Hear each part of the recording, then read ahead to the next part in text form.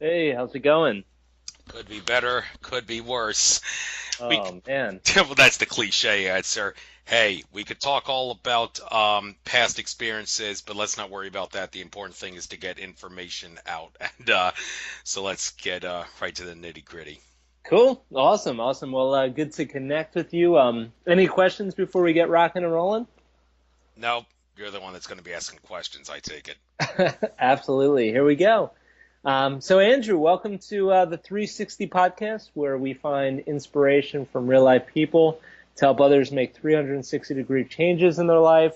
Um, Really excited to have you on for you to share your journey with the listeners. Take us through your journey. Tell us a little bit about your podcast, what you do, how you got started. Nature of Reality Radio is a show that seeks to expose the true and false nature of reality for what it is and what it isn't from many different angles, ranging from conspiracy theories, spirituality, UFOs, ETs, metaphysics, astrology, alchemy, and pretty much anything and everything that the mainstream media will not cover, although hopefully the mainstream media will finally start covering that stuff because people like me will get it out there and people will realize, hey, we need to convince the mainstream media to talk about this. Most of everybody's always told me I could be good at radio. Never really thought about it, but Greg Prescott of N5D.com. He started his own show called N5D Radio in early 2013, and I frequently called into his show. His website, N5D.com, played a big role in my awakening. I had watched every single video on the N5D YouTube channel. And when I called into a show many times, he thought I was a great call in guest. And then when he did a conference in October 2013, I showed up then, and by that time he had already told me many times I should have my own show. It was at that conference, which was in Sarasota, Florida, which just so happens to be the place where the consciousness of Mother Earth was seated.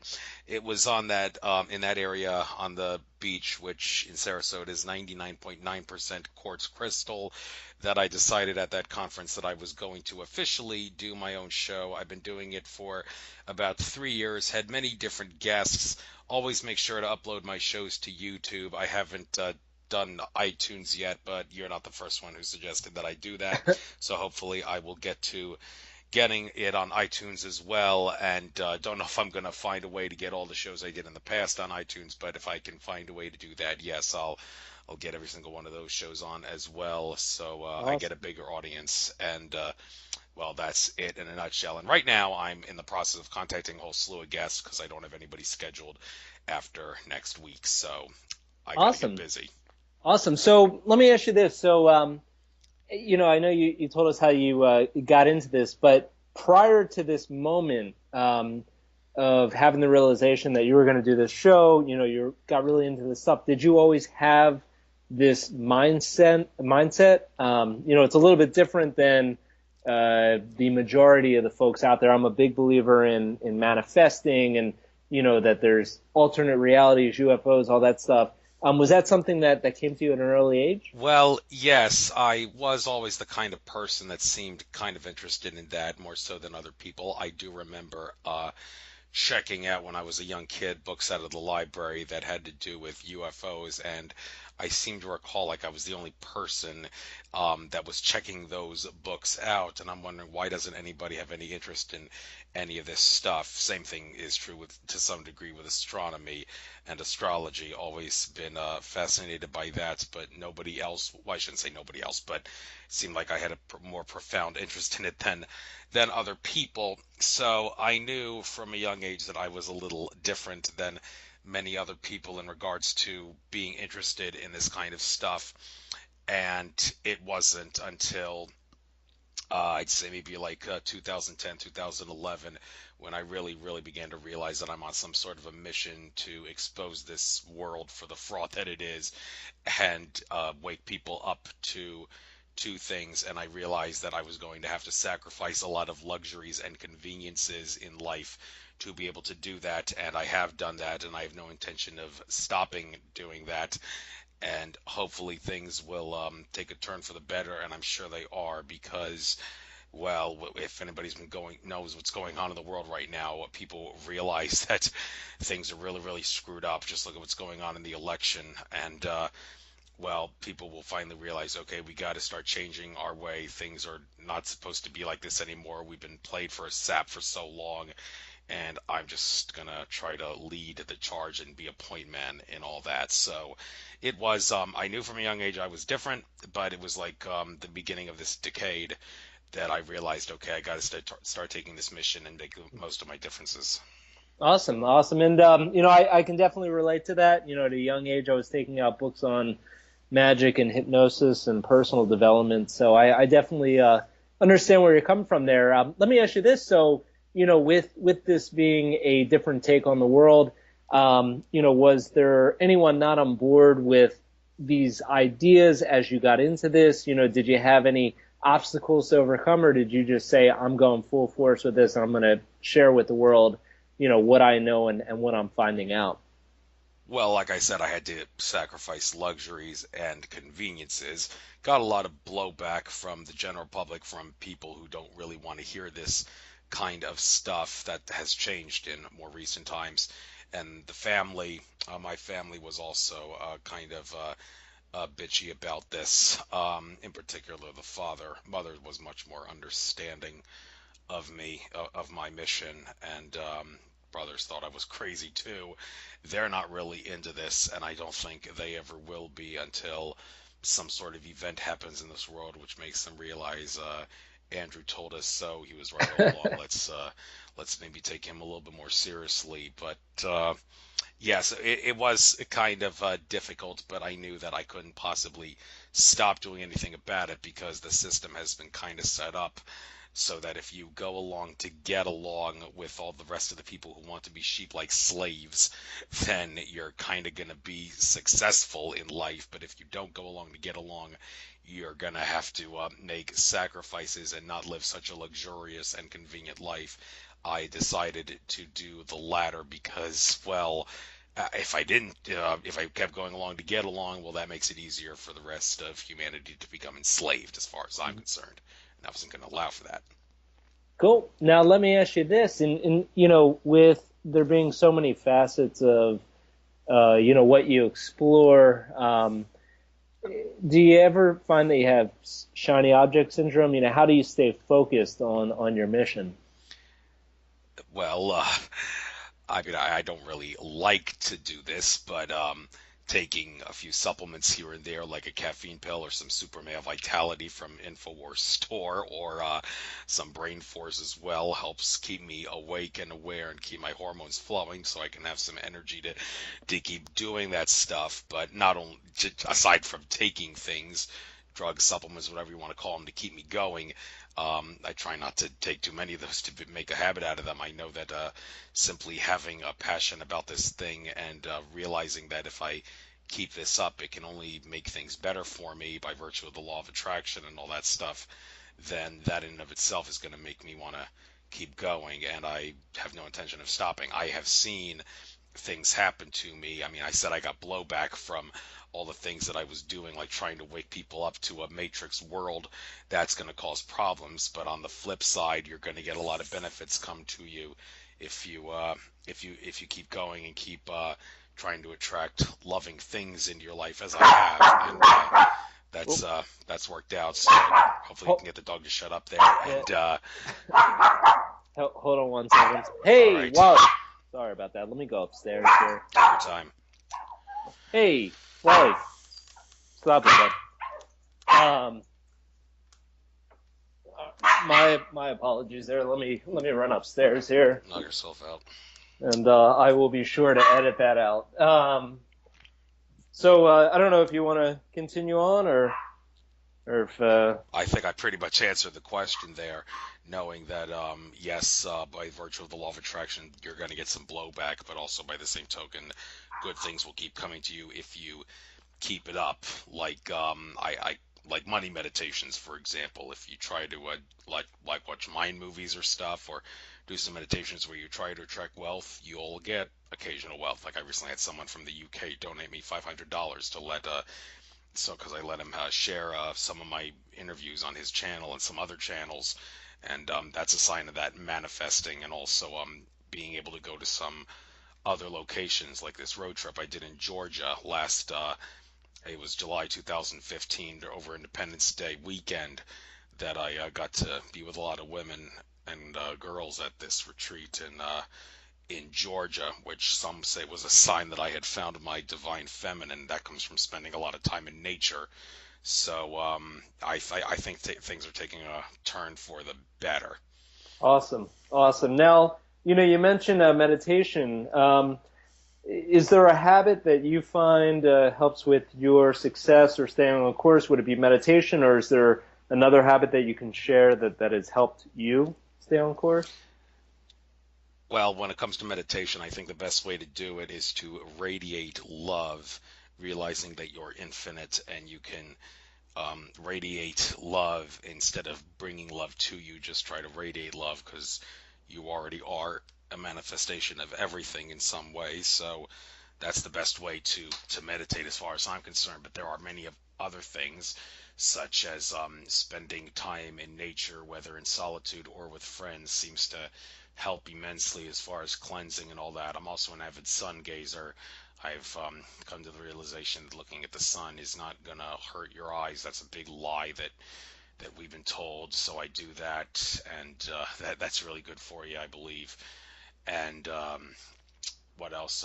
Studying astrology, numerology to help me get on a path a little bit better. I used to just not really obsess about that stuff and just go with the flow of nature, go with the flow of life, and let the stars and the numbers guide me. But then I figured, yeah, maybe it's not such a bad idea to do some horoscopes here and there just for the hell of it and make the most of it. And I think I'm better off doing that than not looking at that stuff at all. And what else? Oh yeah, lots of things to utilize the law of attraction. I mentioned Mind Movies. They've got some good videos like videos you can watch for just 3 minutes a day or listen to for just 3 minutes a day to bring things like love, inner peace, courage, vitality, wealth into your life. And it doesn't take much time a day to do that. So that's something else that I found really, really useful. And also just keep doing stick to that one radio show a week for all eternity, and sooner or later that's gonna reward me. Hopefully someday I'll be able to do some sort of a radio program on a on some sort of a big radio business where I can actually make a little money off it, and not have to work for someone except for the people that run the radio business that I have a show on, and then maybe listener supported and all that. That would be really, really nice. I know a lot of people in radio eventually get that. Hopefully the same thing will happen to me. And I've gotten a few psychic readings from some people who suggest that that will happen to me. I've also got a psychic reading from a couple people who say that I will be finding my dream girl in late 2018, early 2019, and starting a family with her. The one person psychic gave me the name Julie. The other person didn't give me a name, but just said the girl's name would begin with the letter J. Look I'm at guessing, that. yeah. I love that. I love that. No, I really, really appreciate the tenacity that you have with, keeping up in the show, doing the shows. You find some big names in your niche as well. And, I think it's great. The meditation habit too. I've seen in my own life using some of Kelly Howell's MP3s on wealth meditations, and just randomly getting money or a check in the mail that you weren't expecting. So I love that. And what would you say in your journey, and utilizing these tools and running this this radio show? What would you say your biggest success moment has been thus far? Uh, oh boy, the biggest success moment would probably be not giving in to the people that want me to give into the system. I mentioned I've had people like in my family and a few people here and there that I run into in everyday life who try to assure me that my way of going about life is not the way to go. But I said, no, no, no, no, I am not going to stop at this point. There's no turning back now. I'm going to keep going no matter how difficult this is going to be for me, no matter how much ridicule I get, because frankly, my reputation is the least of my problems. So, I think since I mentioned that, being able to get out of the ultimate prison that is the fear of what others think is definitely something that I will put near the top of accomplishments. So I guess that answers your question there. Absolutely. Yeah, and I would definitely agree with you that too many of us are, walking around like sheep, listening to others and worrying about what others think. And I think the minute that you set the ego aside, you stop worrying about what others think, and you do you, and you act as you and not someone else. You'll feel very, very successful, very, very fulfilled. On the flip side, have you had any moments, not so much failure moments, but moments where you feel didn't go so well on this journey, and how did you bounce back from it? I don't think I've had too many of those experiences. I'm not gonna obsess about, oh, I think I could have done better. I think I could have done better, because that's not really that's kind of not good. That kind of sends the message out to the universe that you're never gonna be the best that you can be. So it's not a good idea to think like that. So I don't think I've really had so to answer your question, no. In general, no, I don't think so. I'm going to go off the top of my head here and think that yes, I am probably doing the best I could be doing. I haven't had any problems so far, and I'm going to guess that things can only get better from here. Awesome, awesome. And I guess, is there a piece of advice or something that someone has said to you that has resonated really well and positively impacted, your success on this journey on following this dream? Aside from saying you should have your own radio show and realizing, yes, that was a good idea, uh, I don't think there's been anyone in particular. You just hear good advice from different people every so often, and don't really obsess too much about thinking who gives the best advice. It's just every so often I hear someone give something like, stop caring about what others think, keep doing it, just do it, don't turn back at this point, and keep trying to show a service to others attitude instead of a service to self attitude. So there is no best advice I've gotten, just lots of good advice from different people that I use discernment to figure out which is good advice and which is not. Cool. Awesome. Awesome. And I guess to piggyback off that, is there a quote or mantra that you follow that keeps you going day in and day out? Um, I suppose a good one is infinite love is the only truth, everything else is illusion. That's a good one. That's been several different people have said that in their presentations. Several prominent members in the truth and activist metaphysics communities. Not really going to pinpoint any one specific. I don't really know who originally came up with that, but that's uh, that's a very good one. Also, very common philosophy nowadays, especially in the patriot community, because people realize government is not on our side. It's a good idea to follow the philosophy of, if you give up liberty for security, you will get neither and lose both. That's a paraphrasing of Ben Franklin's quote. That's not exactly what he said. The exact quote can be found in his Pennsylvania Assembly letters to the governor in like the mid 1700s. But that's a good philosophy to follow, I believe. And anything else? No, not really. Those may be the best quotes I can think of in regards to philosophy that I oh yeah, and also Einstein. Imagination is more important than knowledge. That's another one that I've always thought was a great quote to go by. And I love that last one. I've always felt the same, that what I meditate upon or think about will become my reality, and it all starts inside the mind first. I guess to not to harp on the law of attraction and mindset, but I mean, do you feel like your life has changed by this shift in mindset? I mean, do you feel like you're living a better life because you decided to understand that, we do live in a matrix. What we see is just an illusion. It's not real, and a lot of it's ego based. I mean, do you feel that your life has really changed a lot?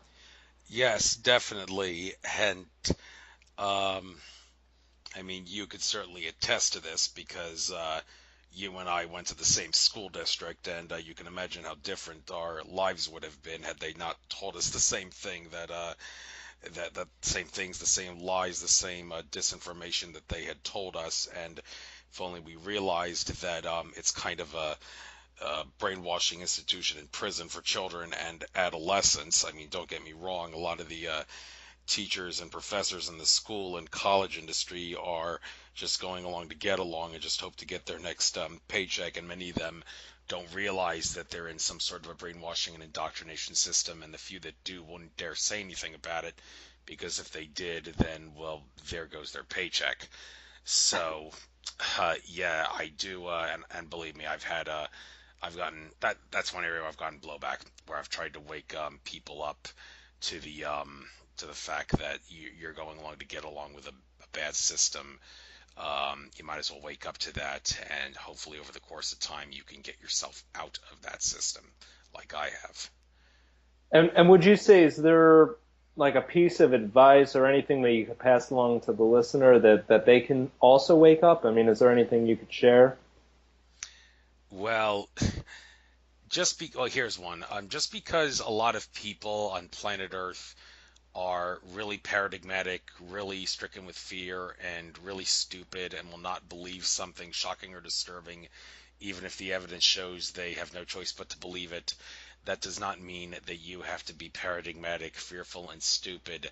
I mean, if the evidence shows it, try getting empirical for a change. Don't let your past beliefs and indoctrination and the way you believe the world has worked for X amount of years of your life dictate the way that you're going to believe life is, when you know that life is a lie. So that's one of the best advices I could ever. And also the whole idea of realizing that you're infinite, and that the movie The Matrix is a perfect metaphor for what reality is actually like. Yes, that's another good bit of advice that is worth getting out to people, because once you realize you're infinite, or a infinite like holographic representation of reality, and what you give is what you get, now that allows for the sky to be the limit.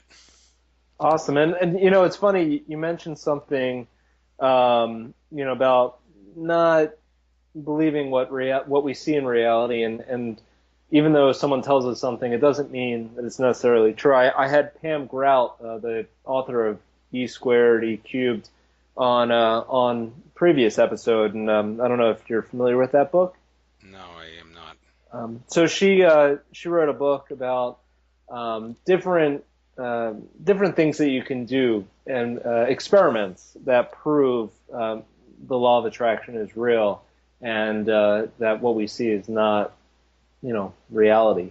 And she basically takes you through these exercises, and by doing the exercises, it proves to you that what we see is not real, and there's stuff beneath the surface. So I guess, could you give the audience, the listeners, if you don't mind, maybe an example of where that happened for you? Like, was there something that has happened to you that really woke you up to, wow, what I'm seeing in reality is not the real thing?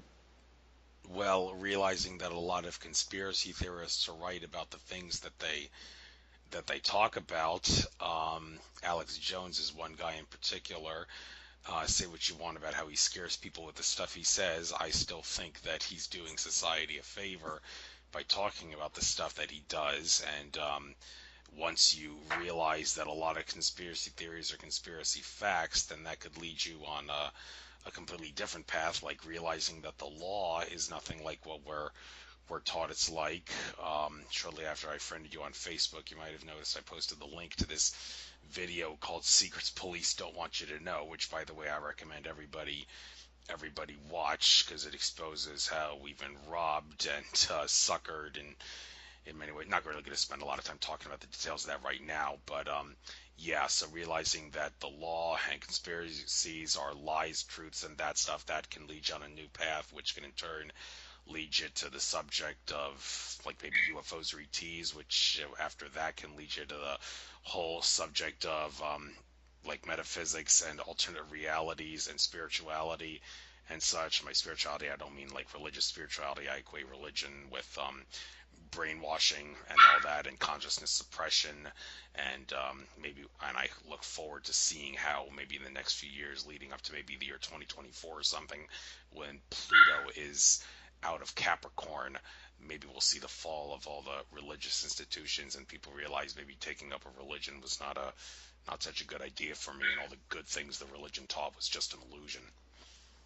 Awesome, awesome, and I really dig what you're saying, and from everything you're saying, to me, you're telling the listeners to open your eyes. Don't believe what's in front of you. There's a lot more beneath the surface, a lot more going on in this world that you are exposed to, and I know from chatting with you thus far, it's definitely opening my eyes. I'm definitely going to take a look at some of your links. I will post them in the show notes too, because I think you have a lot of valuable stuff.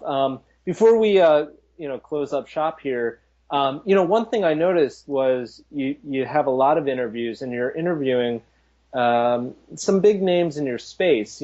For those out there who want to enter a niche, what is your advice for contacting these folks? I mean, I contact, a lot of big names, a lot of names that are not known. And for me, it's just asking. A lot of people are very open to, providing their opinion, their thoughts. But I don't know if you have anything to share with the listeners. Well, when it comes to contacting people for the show, I just keep it short, sweet, and to the point.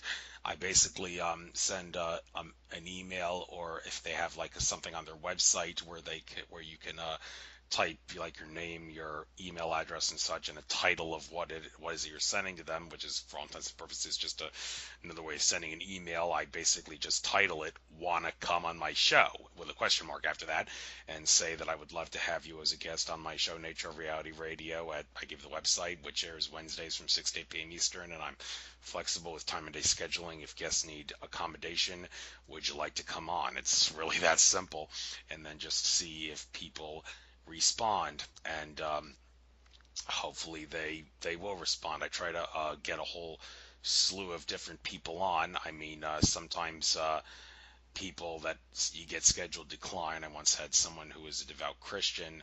I'm not going to name any names here, but they wanted to come on my show. I wanted them to discuss non-Christian related material, but then they decided not to come on my show later on because of differences in spiritual opinion. I thought that was kind of ridiculous, because I was hoping they could see past that and come on my show anyway to talk about the things I wanted to talk about, but maybe they figured I might say something that they didn't want to hear, so they decided not to come on. So it's basically just want to come on my show, give the show name, time it airs, and all that. And if they want, they could just click on the link to the show, and they'll see what my show is about, which is pretty straightforward, covering all the things that I said it covers, and saying this show exposes the nature of reality like no other. So yeah, I try to keep it short, sweet, and to the point in that regard. So that's how it works with contacting people. Awesome, awesome. I love that you keep it simple. I do the same thing. Keep it very simple. Tell people what you're reaching out for, and hopefully they come on the show. But I appreciate you sharing the information with us. And like I said, I'm going to link a lot of this in the show notes, and hopefully folks out there who listen to this episode, they explore some of your topics more in depth. They open their eyes to the nature of reality and what's going on. Last but not least, give the listeners where they can find you, and then we'll see you out there. Well, my show, Nature of Reality Radio, I think you can, it's on Blog Talk Radio. You can message people from Blog Talk. I do have a Nature of Reality Radio Facebook page where I upload all my shows. I archive them, and people are free to post Nature of Reality related stuff there. I do have a blog on Blogspot, natureofrealityradio.blogspot.com, where I archive all the episodes. Planet Infowars, I also archive them, but Planet Infowars, it's basically an old-fashioned, obsolete site now. I just stick them there if I need a backup thing. So really, I don't know if there's really any sense in going to that. If anybody wants to email me, my email address is fanof2012 at gmail.com. That's F as in Frank, A as in America, N as in Nancy, O as in Ostrich, F as in Frank, and then the number 2012 at gmail.com. That comes from the fact that I was a very big follower of the whole 2012 phenomenon and how it was a big change in the consciousness of humanity. So, where that came from. I was really, really a fanatic, an obsessive fanatic about that whole 2012 thing when it was around. So, yeah, that's pretty much how people can reach me. I am on Twitter. Fan of 2012 is my username on Twitter. And, yeah, don't have any true official website, if you want to call it that. But I don't really think I need one because I don't really need to use too many things out there. Just keep it short, sweet, simple, and to the point, and I can get my message out that way. But I also better get on iTunes like you suggested. That'll up my audience. Cool. Awesome. Well, I appreciate it. And, well, like I said, I'm going to link everything in the show notes, and, we'll see you out there. Awesome, and glad you got it done now, because now I can go out and sun gaze. I thought I was going to have to miss the sun because I was going to interview you, but I didn't realize it was going to be only about 25 minutes long, so that's great. Works perfect. I can see it before sunset. Well, enjoy it, my friend. Thank you again. I appreciate it. Thank you. Take care, Geoff. All right. Later, bud. Namaste. Hey, you still there? Yeah, I'm still here. Hey, thank you again. I'll let you know when I air the episode, and if you want to add anything, any like particular links besides what you mentioned, you can definitely do that. All right, I'll take that into account.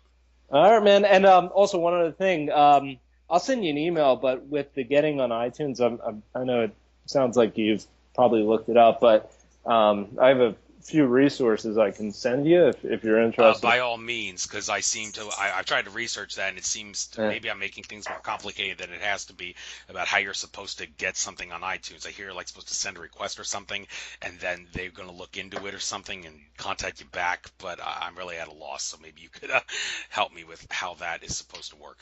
Yeah, absolutely. I'll shoot you a message either on Facebook or via email, and give you some thoughts, and if you have questions, let me know. No problem.